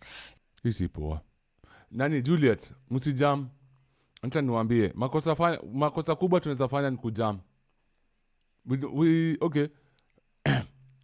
Kasirika, but do not act on your anger. Acha tu nikwambie hivyo. Cause hata tukasirike aje, haitasaidia kitu yote. Wanatutaka tukasirike, wanatutaka tuende streets watuue. Hiyo ndio itakuwa furaha yao. Sawa, and I need you to know, hata damu inamwagwa, haimwagwi kwa jina ya Ruto. Kuna someone bigger than Ruto mwenye ana control huo nigga. Acha tu niwaambie ukweli. Hiyo ndio maana mimi sipendangi kuona watu wakienda streets, cause hii damu tunamwagia someone bigger than Ruto. Na huo mtu ajali. Macron ajali hata kidogo. Hata ski inchi hivi. Si damu yake, si damu. Na watu hao wamezoea kumwaga damu za watu. Burkina Faso wamemwaga damu inakaaje? Nigeria wamemwaga damu inakaaje? Hizi countries zote walikuwa wakicolonize, wakiibia resources. Umeona akiongea kitu? Hapana. Hawahurumii. So don't get angry to the point una lose focus on what's really gonna happen hapa hivi. Na kufeel kabisa hata mimi nasikia nimejam, but sitaki kuwapatia sira yangu. They don't deserve it. They don't deserve it. There's a hidden bigger power behind it. Hey, mtu wote anajua. So this is not even about Ruto and us. This is bigger than that. Bigger, huger, greater than that. Once we know that, who that is, hapo sasa at least tunaanza connect the dots vizuri. Hapo ndo tutajua mali tunaenda kuattack. Sijui kina make sense. Hapo tutajua ni nani na kwa wapi na tunaweza muaccess aje. Hiyo. Ay.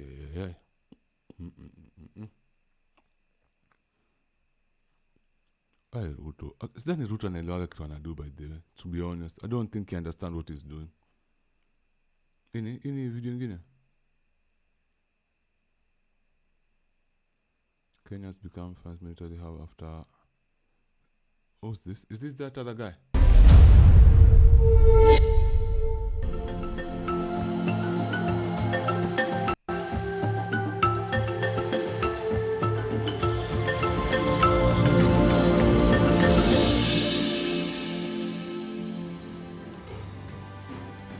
Hello and welcome to First. What am I watching? Okay. Alison Lagrange coming to you live from Durban, South Africa. First, let's take a look at the headlines. And I want you to also pay attention to this story. Ukitakuelewa hizi story, which I've come to realize. Notice our local broadcast atulete hizi story. Sijui kama make sense. Let me acha niweke full screen and niongeleshe kitu. Our local broadcast channels azitulete hizi story raw kama hiyo mse ameelezea.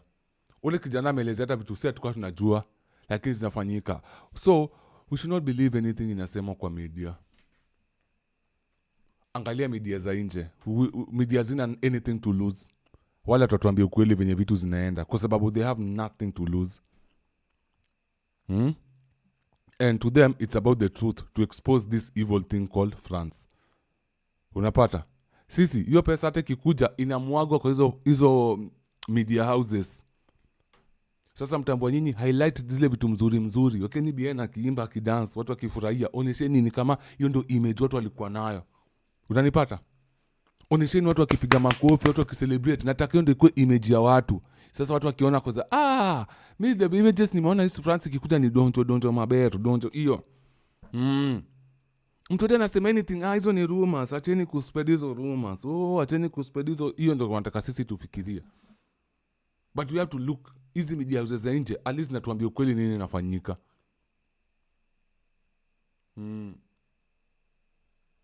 Umereact to the city, you reach to the utumishiga. There's an email. Where. Kuna CCTV? Thank God. God, thank Mungu asante. Sawa. Where. Wait, check it. Let me skip this thing kiasi. Turudi kwa utumishi gas. The head of Iran's nuclear energy agency rules.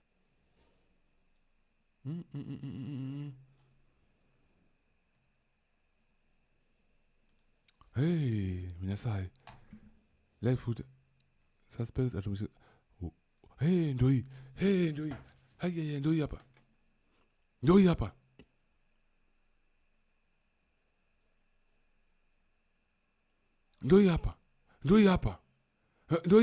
10 minutes. Ndio hapa CCTV. Mungu wangu ndio hapa CCTV. Sijui ninakuja. Haya, prepare. Haya, relax. Wewe ni mtu mzima una react mbona?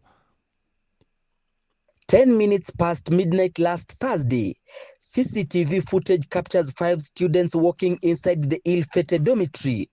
Minutes before disaster strikes, in a coordinated manner, they tiptoe checking to confirm their colleagues are asleep. The CCTV footage captures them at Cube 11 before they disappear to Cube 13.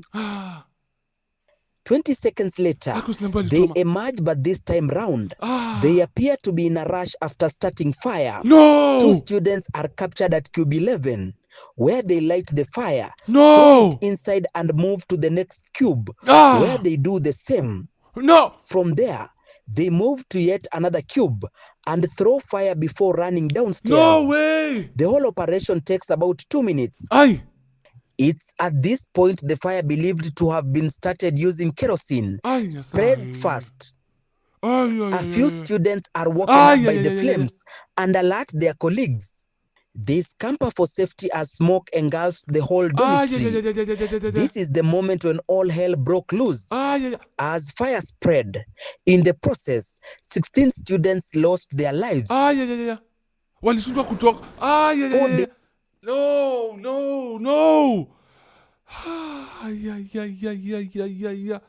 Hapana.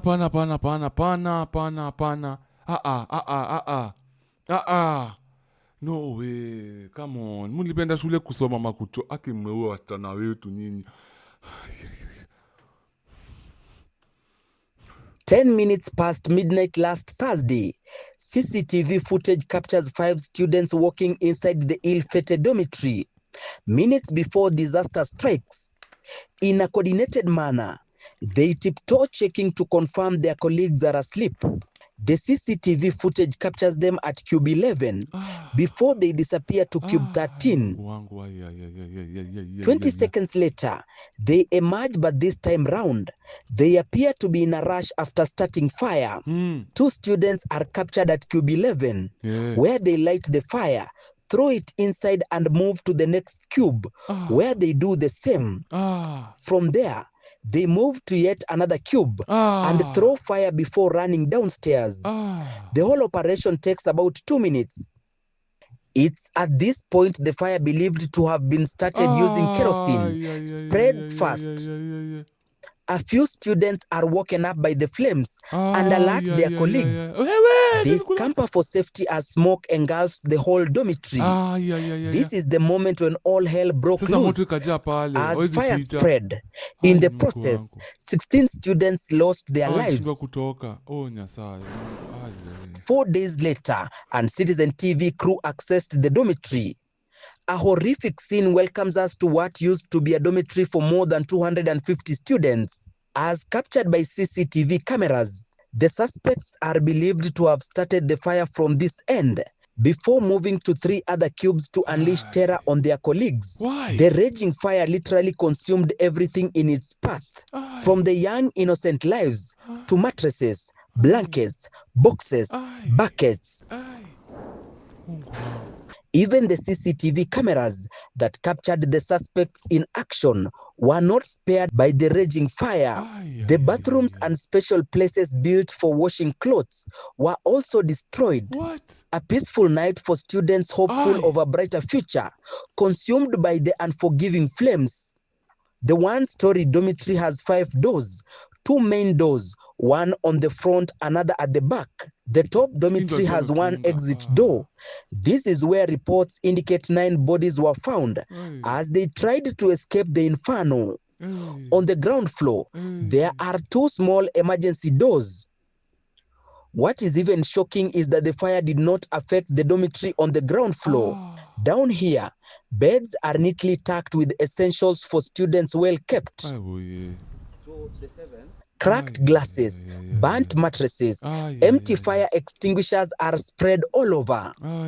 A sign of all efforts made by students in trying to save the students.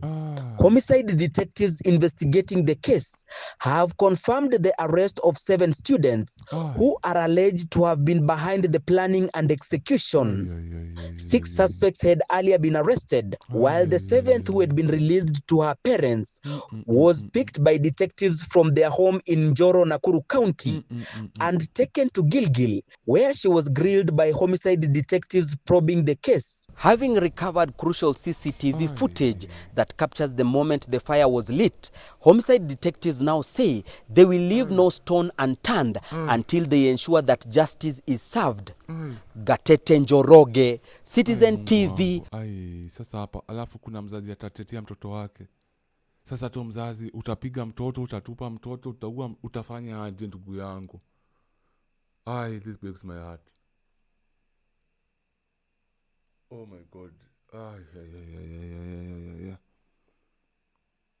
All for what? All for what? All for what? What? Story kwa ya nini? All for what? Juu ya nini? Juu ya nini? Kama nachukia shule, simpige nini principal kofi awafukuze. Mnaua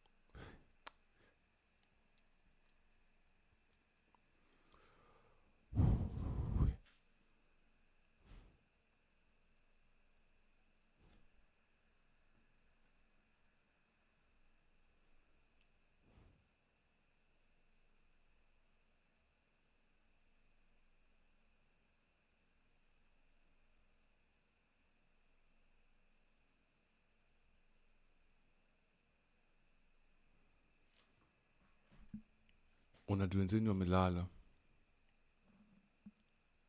Mnajua wenzenu wamelala kwa dom. Mnawasha moto na mafuta, mnatupa mali watu wamelala. Au ni wauaji bro. Au ni wauaji. Say what you want, our dem ni wauaji. Just doing it to dem. Acha ni wetu watoto ndio zikuwe ni kani gender thing. Even though ni wadem, watoto ni wauaji bro. No, they are cold-hearted killers. Don't care what you say, they are cold-blooded killers. They went there, they premeditated this thing, they planned this thing, they bought them mafuta, they came with them mafuta. They were planning to end lives. And their mission was successful. 16 students were made. Jawa de mwatano.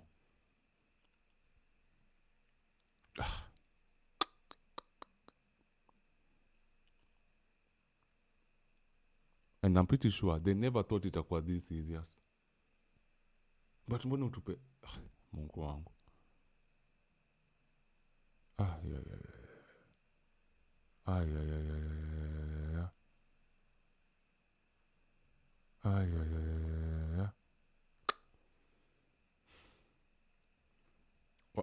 Hiyo story tuelezewa wote. Hadi watu waliuzia mafuta. Najua ukisikia they will leave no stone untouched. Watauliza, wata investigate hiyo kitu yote. CCTV kamera zote zitatoa information zote. Hiyo ni homicide. Ingekuwa ni wanaume wameenda wakachomea shule wanawake, ingekuwa inaitwa femicide. Hii ni homicide ndugu yangu. Nani the worshippers. Mimi nakwambia ni wauaji. I don't care what you say, these are killers. Wauaji. Hayo kitu imenaribia siku. Oh my god. Hebu hata nione social media nasema nini. Mungu wangu. Wow. This is very bad.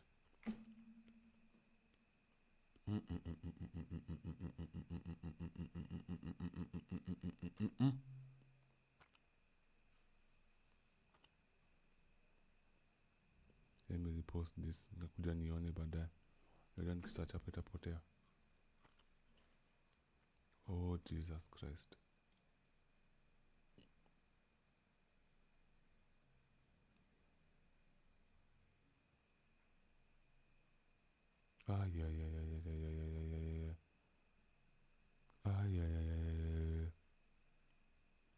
wa shule hiyo kukamatwa kwa madai ya kuteketeza Nyasaye.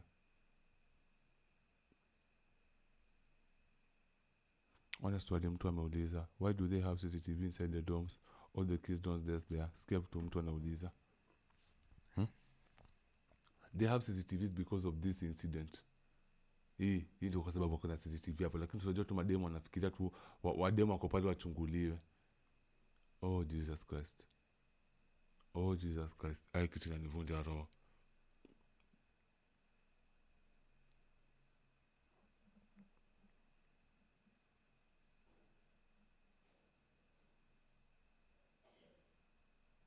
The parents of this case will face the capital punishment. What is CCTV doing inside the dorm? Wow.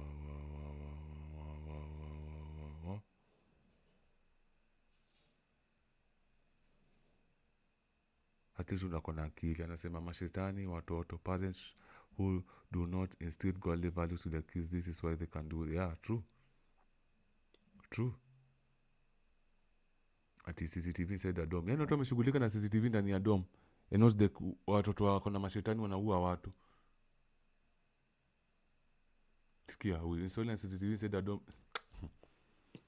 Cha nikatengeneza hii video nitete hapo. Hey, this is sad. Watu wanaweza swali ujinga sana. Nakuelewa hapo. Yaani mtu anashughulika sana na dorm. Na CCTV kwa dorm. Yaani mtu anauliza swali upumbavu sana yani. Yaani yeye concern yake ni CCTV kwa dorm. Watu ni wajinga hapa nje. Watu ni wajinga hapa nje. Not that mtu anafikiriaje atupe moto.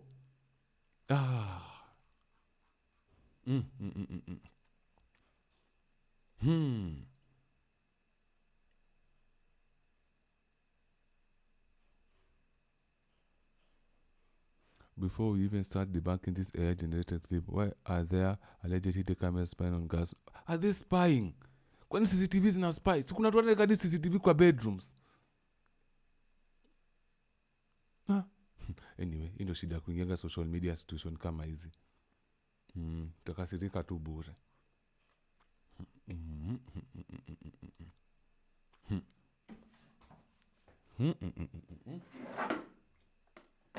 I think this is the end of this. This is the end of the show.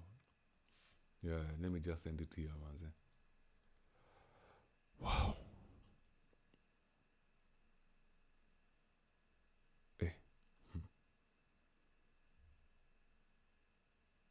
Thank you to Memphis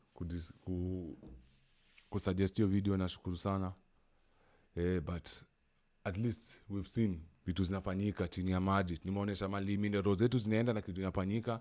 At least I'm happy hawa demo wameshikwa. Hawa demo at least sasa tumewaona. Mimi I'm happy wamepatikana. Sasa tunajua iko accident, ilikuwa criminals. Sasa tufuate hawa criminals. Na wazazi wao sote shina wameapologize milele. We kubaya. Kubaya sana. Hadi boys CCTV unaweka juu ya hiyo. Unaweka juu ya hiyo. Ati privacy. They assume ni kama kuna watu wanakonga makeup pale kwa ofisi na mavazi wanaangalia tu wakivaa. Na ziko kwa ofisi in charge ya obviously ni principal ama head of security. Wanasum tu kuna tunakonga pale kitazama yeye watu wanavaa. Alafu notice ziko kwa corridor, aziko ndani ya cubes. CCTV anyway, histo kitaki kufanyia hapa. Watu ni wajinga sana. CCTV acha nifanye hapa. Nasikia kufanyia video Instagram huko. Nasikia kwenda kuifanyia huko, acha tu nimalizane na nyinyi hapa. Nataka kwenda kuproduce video saa hii. Ona, iko wapi? Katikati ya corridor. 10 minutes past midnight last. CCTV iko katikati ya corridor. Wait. Haiko ndani ya rooms huku, haziko huku ndani. Unanipata? Haziko huku ndani. Ingekuwa ndani ingekuwa story tofauti. Lakini ziko katikati ya corridor. Katikati ya corridor. Jua kuangalia vitu kama hizi. Oh Lord Jesus. Demo wako in very big trouble. Very, very, very extremely big trouble. I cannot rewatch this. Inanivunja roho. Siwadanganya. Breaks my heart. First and foremost, I want to say thank you kwa kila mtu ametune in kwa hii live stream. Na nataka kusema special thanks kwa kila mtu wote amekuja. Na thank you to my sister Priscilla.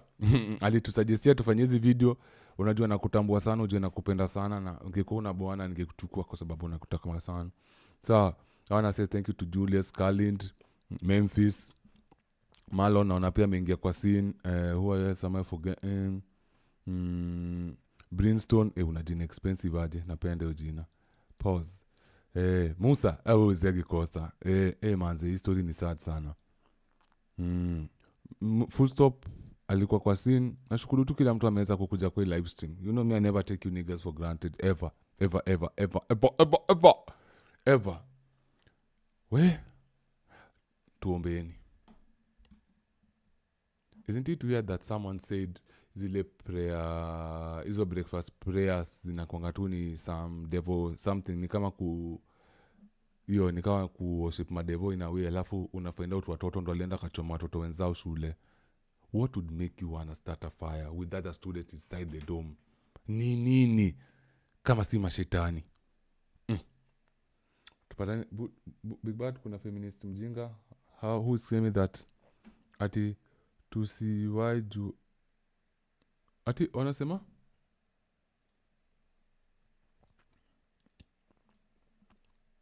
it should be mandatory from the fire department that all buildings housing more than 50 lives. Oh, it is mandatory. Yeah. Oh, ama it should be. Be bad kuna feminist mjinga who was claiming that it ati tusiwa judge. Wanaweza kuwa they are going through mental fuck out of here. They are going through mental issues. Yet there are some girls who jumped from the second floor hadi chini. Hawa hawana mental issues. Parents wamepoteza wa students.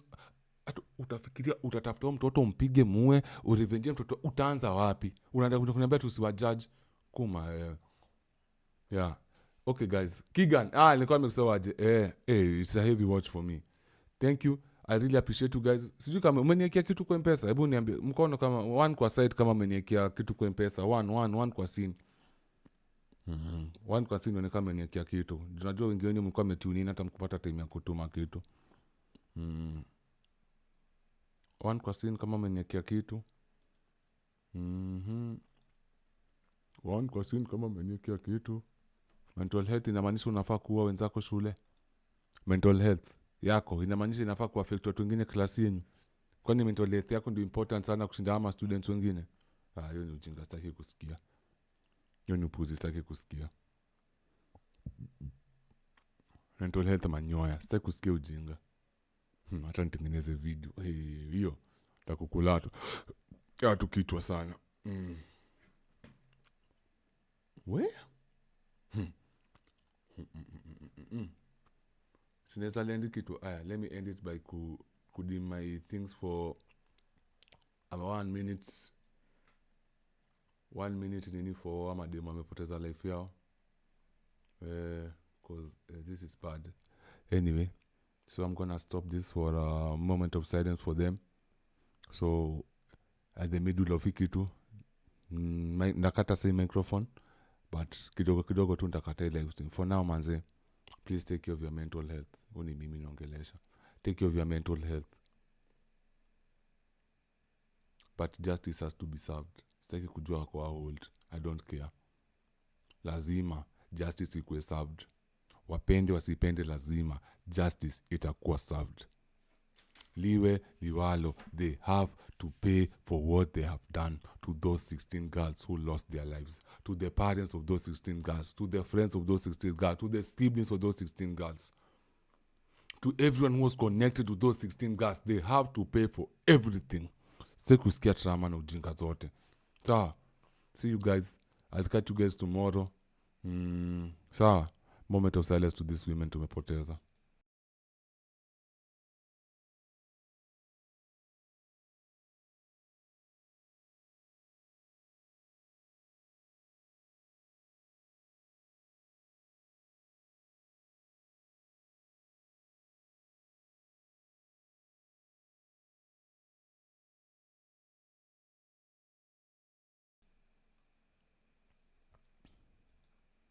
Thank you. And may their role, may their souls, oh my God, anasikia uchungu kusema hivi. May sincere condolences, and may they rest in eternal peace. Big bad.